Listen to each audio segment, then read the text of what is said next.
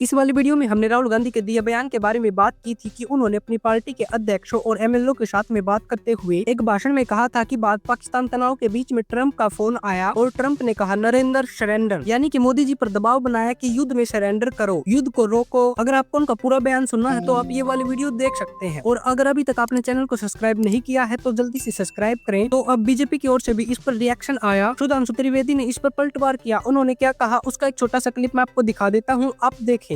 और मैं दूसरा बताना चाहता हूं राहुल गांधी जी से कि अगर आपको यह समझना है सरेंडर तो याद करिए, राहुल गांधी जी केवल 2 साल पहले आप विदेश में गए थे और आपने कहा था why the defenders of democracy America and Europe are silent and not interfering in India.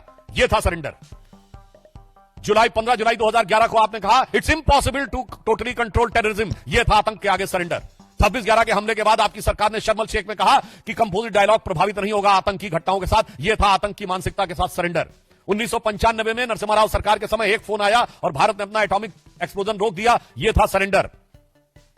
1971 में 93,000 प्रिजनर ऑफ वॉर थे।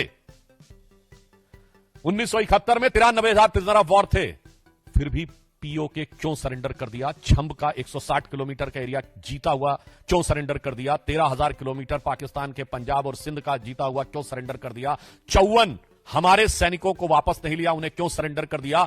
1965 में जीता हुआ हाजी पीर का दर्रा सरेंडर कर दिया।